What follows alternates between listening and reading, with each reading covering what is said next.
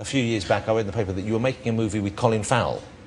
Yes, I did. The young actor Colin Farrell. And I think during the course of this film, you were celebrating your 70th birthday. Most actors, if you're doing scenes together, you know, people ring you up and say, you know, because you arrive on the set together, you maybe don't know each other. They mostly ring up and say, would you like a drink? I mean, that's par for the course. And we'd actually done the first one-day shoot, and then he called up and said that night, would you like to come down and have a drink? Just an evening get-together after the filming, yeah. Yeah, and I thought, yeah, that's good, because we've got to work together for another 2 weeks. So I went down and had a drink, and I was fine. And then I said, I was going up to run, and he said, he said, I've got the number, I'll see you in 10 minutes. And I said, oh, yeah. So hold on, this is a great thing, though. So you're 69. Yeah. And he's, what, 28 or something like that? Yeah. And he was saying, 28 at the end of the week. I'm coming up. Yeah. 10 minutes? Yeah. So he thought, give her a couple of drinks, get her primed, bing, bang on the door. Yeah. So, and did he come I just up? thought, joke. And he came up and knocked on the door? Yeah, and I was in a really awful old night dress with a hole in it. Well, you weren't expecting a gentleman caller. I'd paint every speck of makeup off. And all I could think of was, oh, those bloody maids, I suppose they think they've forgotten to put the chocolate on the pillow.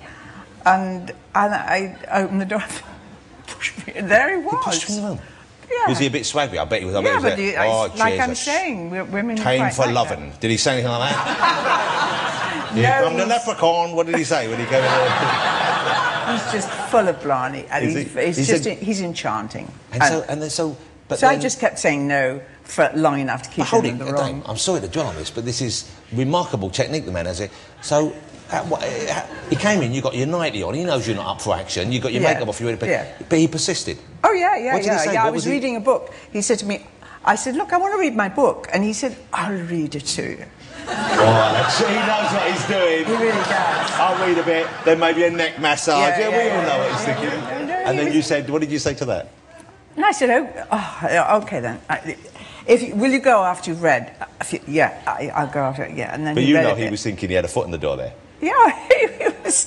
And then he'd get up and talk it, and then he'd suddenly talk about Oliver Stone. He was terribly interesting. He's a terribly interesting guy. But he's a very talented man. He's a very bright man. He's so talented. You see, when we were chatting, and then he'd lift up the... He lift up... He'd lift up the cover and try and get in bed. He tried to get into your bed? I said, Colin, this is really... So you're just reading, and he's going, oh, just settle down now. He's climbing into the bed. What a cheeky scam. He's just... Did he have all his clothes on when he tried to get in the bed? Look, I don't know how I held that up, but I did. I bet he ripped his shoes and socks off. I can't remember. But that's marvellous action. And presumably, how long did it take you to get him out of the room? Well, I enjoyed getting him out of the room for about an hour.